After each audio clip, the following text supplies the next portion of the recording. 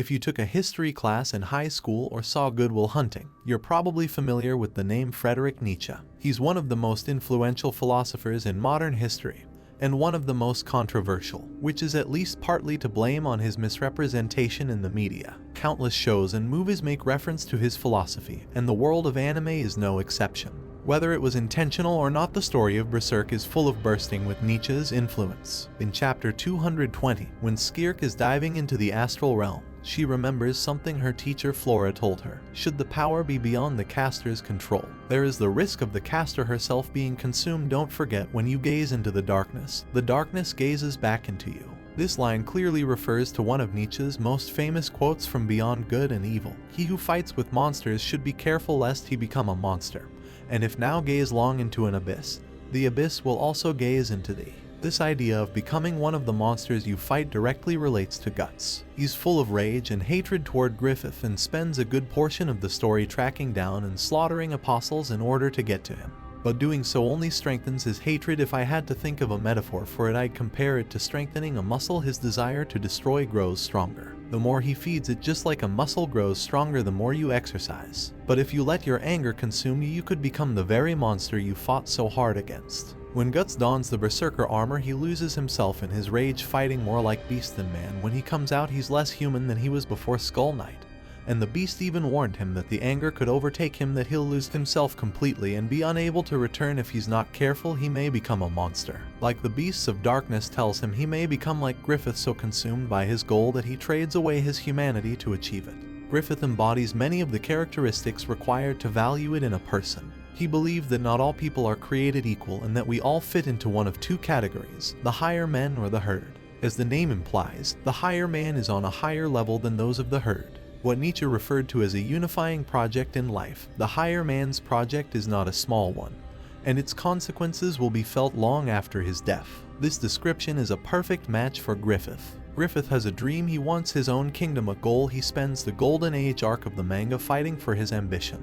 It's what sets him apart from the other members of the band at the Hawk. In chapter 16, Judo says of Griffith, just when you think he's got some strange wisdom, he seems just like a kid. Just when you think he's a spine-chilling look on his face, he smiles innocently like a baby. I'm not sure what he is, but something about him is different from the rest of us. I'm not sure how to describe it. It's not just his swordplay or tactics. Ordinary people like us do not understand Griffith. It may take him a lifetime to achieve it, but I suppose he has some kind of conviction. Just as the band at the Hawk does not truly understand Griffith, the herd does not fully comprehend the higher man. It is something beyond their grasp and a will to power. Nietzsche writes that there is a solitude within him that is inaccessible to praise or blame his own unappealing justice. It was also Nietzsche's belief that higher men should not be preoccupied with members of the herd, and that you couldn't be friends with someone lower than you, except for the company of one's equal. All companies are bad. This idea is directly paralleled in Griffith's speech about friendship, in which he states that for him to consider someone his friend, that person must be equal to him and have their own dream. He cannot be friends with someone who clings to the dream of another. And this is another distinction Nietzsche makes between the higher men and the herd. The higher man relies on himself, whereas the herd must cling to others to survive. When Guts is sitting on the hill with Casca looking out of the bonfires below, he remarks that the individual flames are like the individual dreams of each of the Hawks, but they cast aside their own dreams, throwing their small flames into the inferno. That is Griffith and his dream. They cling to that larger dream, the larger sense of purpose. They cling to Griffith so their flame won't go out. Guts criticizes these smaller flames, calling them weak for lying upon a larger one. That same motif comes up again in chapter 169, literally called Those Who Cling and Those Who Struggle. In it, Guts is dueling with Moses, who's trying to kill Kafka because he thinks it'll stop the monsters. He asks Guts why he doesn't care that so many people will die because of one woman. Guts responds with, all they do is pray, every last one of them. When the fire is under their own ass, all any of them do is bow down. Tens of thousands of people shouldn't cling to just one woman. In the same arc, Farnaz realizes she can't just clean to Father Mo's gifts in her faith, she has to pick up a torch and fight for herself. Nina decides she can't keep clinging to Luca, so she goes off on her own with Joachim to start a new life where she can rely on herself. Even in chapter 196, when Guts is training with Sidra, he tells him that he'll teach him the basics, but if he wants to get good he'll have to use his head and think for himself. It's one of the biggest overarching themes of the story, but when those of the herd encounter the higher men, Those people with a purpose who need not rely on others, they can grow envious. They become engulfed in what Nietzsche called reason to mount a vengeful, petty-minded state of being that doesn't so much want what others have, although that is partially it is what others to not of what they have. An early example of this would be General Julius, the leader of the White Dragon Knights, is terrified that Griffith will one day equal or even surpass him in rank, despite his humble origins. He's jealous of Griffith's favor with the king and even attempts to have him assassinated because of it.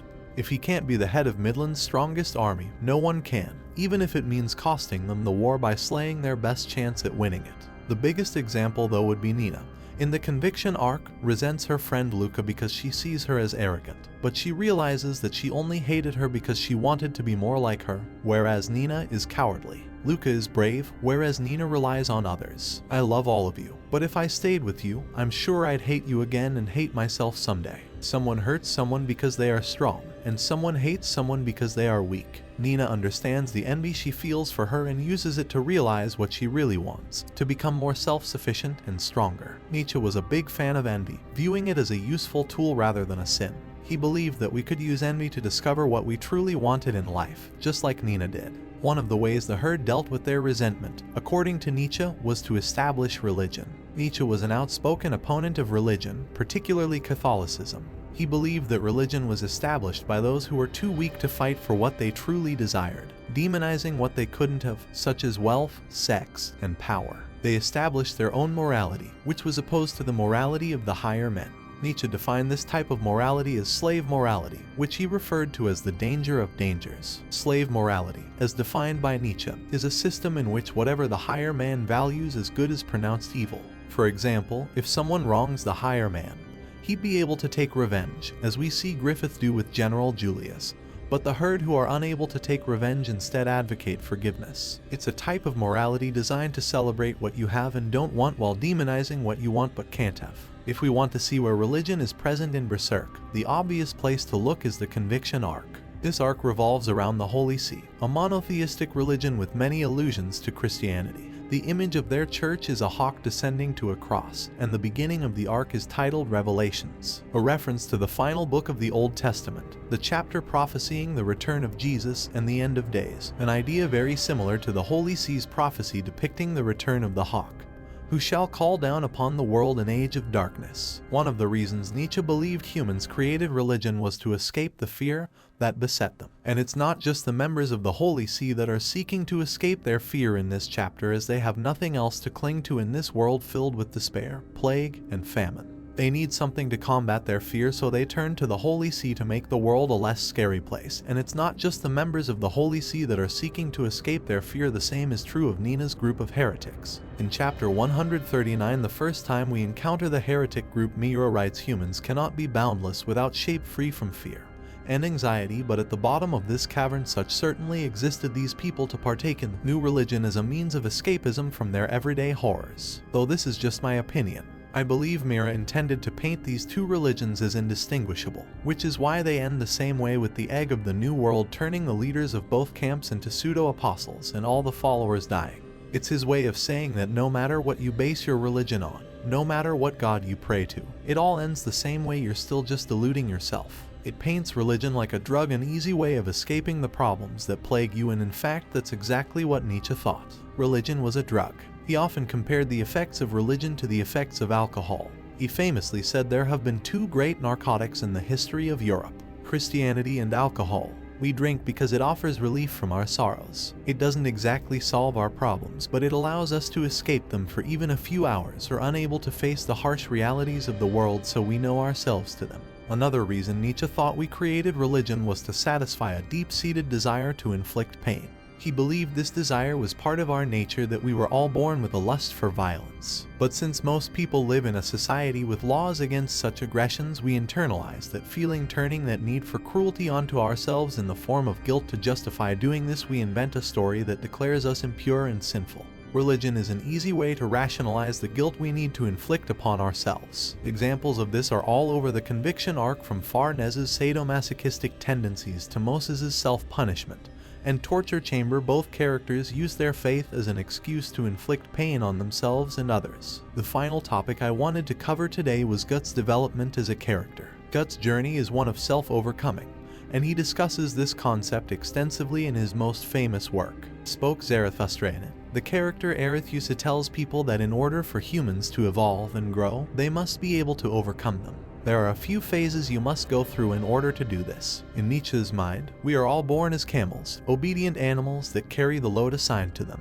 We do what we're told because people tell us to. We engage in small talk with strangers because our parents told us it was polite. We don't seek meaning behind the norms and values we were exposed to. This is where we find Guts at the start of the Golden Age arc, swinging his sword for the sake of swinging it. He doesn't pause to think about why he's doing what he's doing. He just does it. But that changes after he meets Griffith. He begins to ponder the meaning behind his actions. He starts to search for a purpose in life, and this is where he goes from a camel to a lion. The lion represents the second stage in Nietzsche's process of self-overcoming. The lion realizes that he does not have to blindly follow others. He breaks free from societal constraints. However, he must now find his own purpose for living and determine his own values. However, before he can do so, he must first defeat the dragon of thou shalt not. Nietzsche's image of Sadal forgets that in order to reach the final stage and truly overcome himself, he must first separate what he truly wants from what others tell him he should do. What does he value more, getting revenge on Griffith or protecting Casca? For what reason does he continue to swing his sword and struggle through this hellish reality when he defeats the dragon of thou shalt